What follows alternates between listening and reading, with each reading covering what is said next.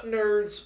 We are Aaron and Travis, the nerd herders. I'm doing weird things with my arm because we've been It's been a long day and fighting for the last several hours, and I'm exhausted. But while it's fresh in our heads, as you can see, we have here two Genesis Custom Sabers, the Vector and the Ascend Saber. We have done video reviews of these sabers in the past, but this is the first time we've put serious use into them, and it's the first time we've done a lightsaber video of any kind in a very long time. We're really excited to have finally, done an original lightsaber fight. It'll take some time to edit and all that, but I mean, it's been 6 years. Our lightsabers pop up a lot in our videos, but it's been 6 years since we've done an actual lightsaber-oriented original video, so it felt really good to get out there and swing them around, and it's the first time that we've used these particular two sabers in a video, because this is not the same Ascend that you've used in the past. It is not. And this is the first time we've ever used a Vector. First time I've ever even held a Vector, and first time we've ever used it on camera. First off, as we've said before, these are very comfortable lightsabers. All of our other lightsaber fighting videos, we use Ultra Sabers, which we no longer use, we no longer advocate for. No. We're done with them. These are super slim grip. They've got some really nice recessed choke points in them. I had no issues at all filming for hours fighting with this saber. Just for reference, we're using Vader's Vault dual-diffused thin wall blades. Aaron, however, had a different experience using the Vector. Yeah. So why don't you tell us about that a bit? I mean, absolutely love the Ascend, and I've used the Ascend in the past, and just played with it because you've had one for years, so I picked it up and stuff. And I really love Genesis Custom Sabers designs, and I really like the Vector visually. But I did have a couple issues using it for an extended period of time. The choke point is nice, comfortable, nice and thin, very lightweight, not a heavy blade.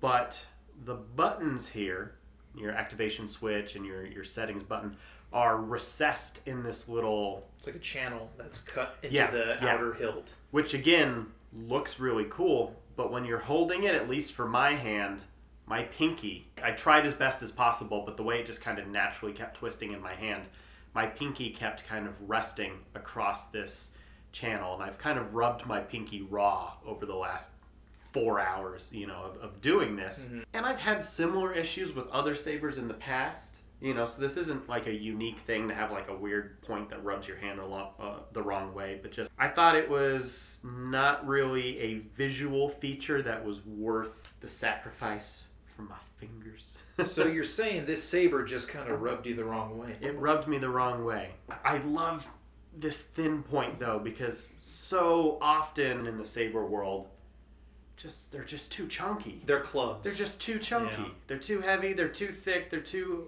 cumbersome. So just finally having consistently slim and sleek and lightweight blades is really refreshing. You can really get your hand around. Yeah, That being said, and then having to get my fingers, I think you can maybe see that it started to twist a little bit, so the buttons are actually not quite lined up. I think that was when we swapped batteries. If you don't line it up perfectly, your buttons, and then you're like trying to get your finger in there. So those are small, minor things. And when I swapped the battery, I didn't line it up properly. Yeah. As it is, it's a little tough getting to those if you've got larger hands, larger fingers, because that's a very narrow channel, and you do have to stick your finger into it. You got to. It's all about the alignment with the Vector. And we were using this in silent mode, so you have to push both buttons at the same time to get that. So I struggled a little bit. Not a deal breaker by any means. No, it's still a much better saber than, these are his, so much better saber than anything I've ever owned, hands down. I do like the simplicity. It doesn't have not a lot of bells and whistles. Not as many visual bells and whistles. Even the Ascend has more, visually going on. Yeah. And I still, very favorable saber, really enjoyed dueling with it. But it just really irritated these two fingers after some time. So if you're going to be using this as a stunt saber, that's something to take into consideration. For sure. Using the Ascend for this video, I've utilized a different Ascend saber in the past when we were in lightsaber club back in college. That one had the powder coated black finish on it, which I prefer that. I think that it's a better texture for gripping, especially when you're outside fighting in the cold. It was like 50 degrees tonight. Yeah, not super cold, but chilly. Yeah, and it's enough that the metal kind of gets a little slick from like hand sweat and just any condensation that builds up on it. I prefer the powder coating. That being said, like, I had zero issues with this saber. I love the Ascend hilt. To me, this is like my personal hilt, you know.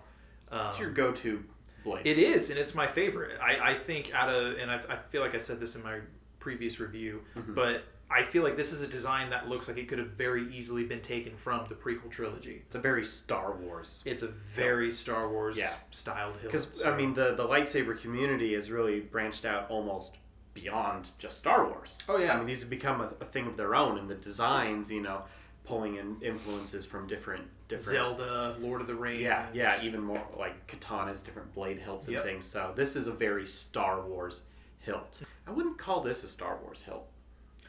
It's a little more industrial.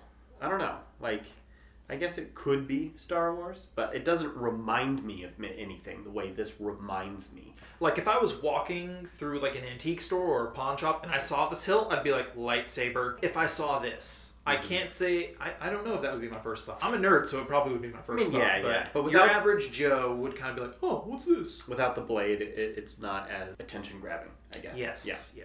Low profile. Again, when we were filming, and in the past we've had this issue where when we've used Ultra Sabers, their proprietary Obsidian board, back in the day, I don't know about nowadays, but back in the day did not have a mute function. So your sound was always on.